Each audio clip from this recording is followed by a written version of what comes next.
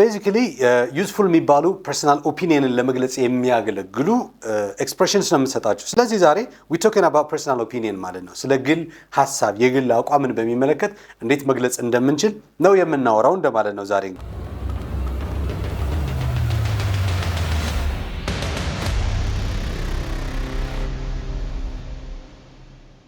So what's really very common here is I think የሚል ቃል አለ. But when it comes to I think, I really appreciate if you guys could pronounce it very correctly. በትክክል pronounce ብታደርጉት, naturally pronounce ብታደርጉት ጥሩ sound ማድረግ ትችላላችሁ. ስለዚህ you're not going to say I think, I think, kind of, no.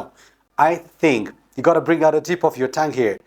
ጫፉን የምላሳችሁን ጫፍ ወጥ አድርጉና I think ማለት ትችላላችሁ. Think. Think, throw, thumb. I think እያልን የምንገልጸው የግል አቋምን ይሆናል ብዙ ጊዜ ማለት ነው። በሌላ አገላለጽ ማለት ነው in my view እንደማለት ነው። in my view ማለት እይታ understandingጋችን መረዳታችን ነው። ስለዚህ in my view, in my thoughts, in my perspective እንላለን። እነዚህ view thoughts, perspective የሚባሉ ቃላቶች ተመሳሳይ ትርጉም ያላቸው ቃላቶች ናቸው. So you can say I think or in my view or in my perspective instead of I think.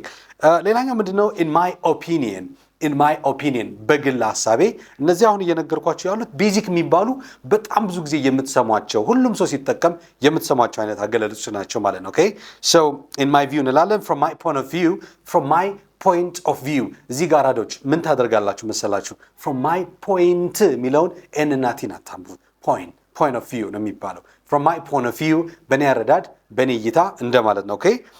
as far as I'm concerned እንላለን። as far as I'm concerned እኔም በሚመለከት የኔን አቋም እንደማለት ነው። as far as I'm concerned ብለን መጠቀም እንችላለን. but if the case or the situation that we are in is actually kind of very strong የሆነ ሁኔታ ውስጥ ከሆነ ያለ ነው ኦፒኒየናችን ጠንከር ያለ በቃ ምንድነው የግል አቋምን ስለሆነ የምንገልጸው ጠንከር ያለ like ትልልቅ መድረኮች ላይ ምናምን አይነት ነገር ከሆነ የምናወራው we gotta have here possible alternatives ማለት ነው። ብዙ alternatives ይኖሩናል፣ እነሱን መጠቀም እንችላለን.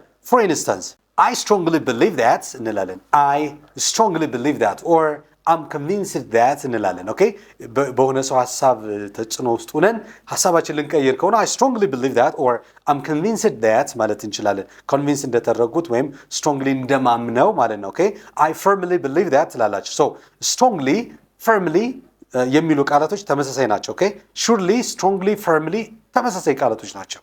I surely believe that, I firmly believe that ወይም ፊርም አይደለም እሺ firm ነው የሚሆነው ወይም ደግሞ absolutely believe that እያልን ልንገልጽ እንችላለን ማለት ነው. Okay? ሌላኛው there is no doubt that ብለንም መግለጽ እንችላለን.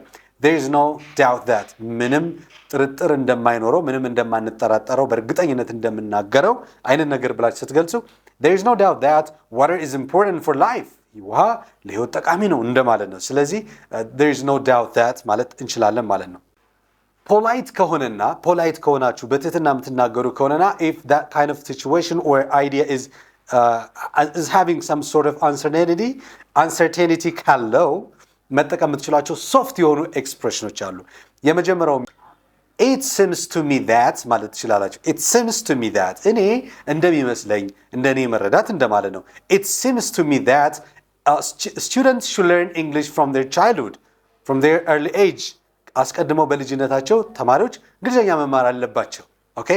This is just personal opinion. So it seems to me that ብዬ ነው ሶፍት በሆነ አገላለጽ የገለጽኩት። ይህም በሌላ ነገር መተካት ከፈለጋችሁ I would say ሲሉ ትሰማላችሁ. most frequently native speakers ሲጠቀሙ ይህን ትሰማላችሁ አይደለም? ስለዚህ I would say ማለት ትችላላችሁ. why do you always stick saying I think? ለምንድን ነው ሁልጊዜ I think ማለት ሁልጊዜ በቃ ማለት it's more repetitive እና ደግሞ kind of you're getting bored of that በቃ ደብሯችኋል ይሰለቻችኋል መጠቀም። ስለዚህ I would say የሚለውን እንድትጠቀሙ ፈልጋለሁ። I would say ካላችሁ በትህትና የግል ሐሳብ ልትናገሩ ማለት ነው. Okay? I would say ብለን ማውራት እንችላለን ማለት ነው። አንዳንድ ጊዜ በፊልም ወይም ደግሞ ትልልቅ መድረኮች ላይ ሰምታችሁ ከሆነ it goes without saying that ይላሉ. it goes without saying that ምን ማለት ነው? ምንም በቃ ሌላ ጭቅጭቅ ሌላ ትርክ ምናምን አያስፈልገውም። በቃ ግልጽ የሆነ ነገር ነው። it goes without saying that ብላችሁ በቀጥታ አይዲያውን መናገር ትችላላችሁ ማለት ነው። ኦኬ ያ ማለት ምንም የሚያሳስብ ነገር አይደለም። ወይም ደግሞ የግል ሐሳብ ነው ግን 100% ሙሉ በሙሉ ያለ ምንም ጥርጥር እየተናገራችሁ ነው እንደማለት ነው።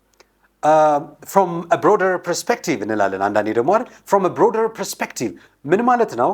እንግዲህ ሰፋ አድርገን ነገሩን ከብዙ ነገሮች አንግል ስናየው from a broader perspective ብዬ ከተናገሩ ከብዙ አንግል ነው ነገሮችን የተናገሩ ሰው አውጥቼ አውርጄ አናላይዝ አድርጌ ነው ሐሳቡ የምናገረው። so kind of meeting ሲኖራችሁ ትልልቅ መድረኮች ላይ የቢዝነስ ዲስከሽን ሲኖራችሁ ፎርማል የሆነ ኮንቨርሴሽን ሲኖራችሁና የግል አቋማችሁ ስትናገሩ from a broader perspective ካላችሁ በቃ ነገሩን በደንብ በጥልቀት አይታችሁ መርምራችሁ ነው የምትናገሩት እንደማለት ነው። from a broader perspective which again እንትን ነው advanced የሚባል ኤክስፕሬሽን ነው ይሄኛው ማለት ነው። እርግጠኛ ካልሆናችሁና በተወሰነ መንገድ ደግሞ ሐሳቡ ላይሆን እንደሚችል ነገር ግን አቋማችሁ ስትናገሩ አንድ ሐሳብ መጠቀም ትችላላችሁ። አንድ ልዩ የሆነ የእንግሊዘኛ አገላለጽ ማለት ነው። to a certain extent ማለት ትችላላችሁ። to a certain extent I agree that ብላችሁ ትቀጥላላችሁ። to a certain extent I agree that English language is important for our professional life. እንግሊዘኛ ቋንቋ ለሙያዊ ህይወታችን በጣም ይጠቅማል። to a certain extent extenቱ ምን ያክል ነው? certain extent ነው በተወሰነ መጠን እንደማለት ነው። ኦኬ I agree that ብለን እናስቀጥለዋለን ኮማ ካደረግን በኋላ ያው ስክሪኑ ላይ ስለምትመለከቱት የራሳችሁን ኤግዛምፕል ለመስራት ይጠቅማችኋል ብዬ አስባለሁ።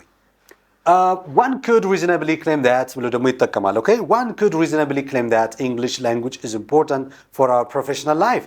አንድ ሰው በምክንያት ማንም መናገር እንደሚችለው ብለን ሐሳብ ስንናገር it's not only your personal opinion ግን የሌሎችም ሐሳብ ሊሆን እንደሚችል አይነት ነገር ሼር አድርጋችሁ ስትናገሩ ስትሮንግ የሆነ በቢዝነስ አንግል ከቢዝነስ አንግል ሐሳባችን ስንገልጽ ወይም ደግሞ ከፎርማል አገላለጽ አንፃር ስንናገር በዚህ መንገድ መጠቀም ትችላላችሁ ማለት ነው።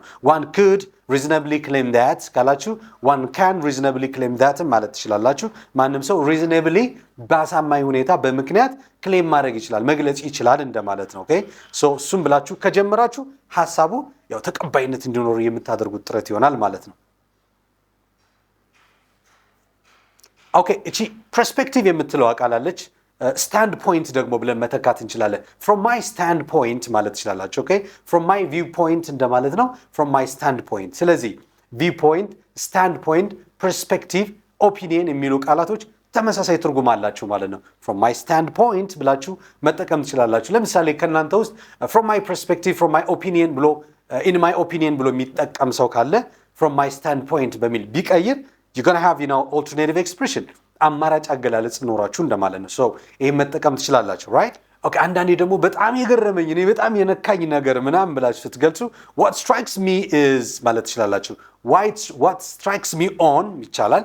what strikes me is ብላችሁ መግለጽ ትችላላችሁ። ስትራይክ ያደረገኝ ነገር የነካኝ ነገር በጣም እኮ የተገረምኩት ነገር አይነት ነገር እንደምንለው ማለት ነው። ኦኬ ይሄ amazing amazement ምናምን ከሚለው ቃል ወጣችሁ what strikes me here is ካላችሁ በዚህ መንገድ መጠቀም ትችላላችሁ። ወይም ደግሞ what strikes me most here is እንደማለት በጣም ስትራይክ ያደረገኝ ነገር ብላችሁ እንደመጠቀም ነው። ከዛ በኋላ ጉዳዩ ማውራት ትችላላችሁ። ኦኬ ልትገልጹ የፈለጋችሁትን ሐሳብ እንደማለት ነው።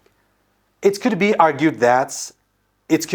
argued that ማለት ትችላላችሁ። ደግሞ it could be argued that ለክርክር ሊቀርብ የሚችል ሐሳብ ከሆነ ያው argument አለ አይደለ? ኦኬ agreement ተመሳሳይ መስማማት ነው። argument ደግሞ ተቃራኒ ሐሳብ ነው አለመስማማት። ስለዚህ it could be argued that ለክርክር የምታቀርቡት ሐሳብ ከሆነ it could be argued that ብላችሁ ቀጣይ ሐሳቡን ማምጣት ትችላላችሁ ማለት ነው። በዚህ መንገድ ሐሳቡን ብትገልጹ ትንሽ ኮንቪንስ ለማድረግ ሰውን ይመቻቸዋል። but at the time of expressing your personal opinion there actually we need to have common phrases that I think the list could be that I have been telling you so far. So you can use all these expressions and make sure that point of stand is from your perspective ከናንተ ሐሳብ መሆኑ የናንተ መሆኑን ለማረጋገጥ የምትፈልጉ ከሆነ ካሁን በፊት የነገርኳችሁን አገላለጾችን ብትጠቀሙ more convincing መሆን ይችላል ማለት ነው። thank you so much በፍጥነት ባለኝ አጭር ጊዜ ነው ችን ቪዲዮ የሰራኋት። አብራችሁ ስለነበራችሁ በጣም አመሰግናለሁ። see you another time with a good videos to come. till then bye bye.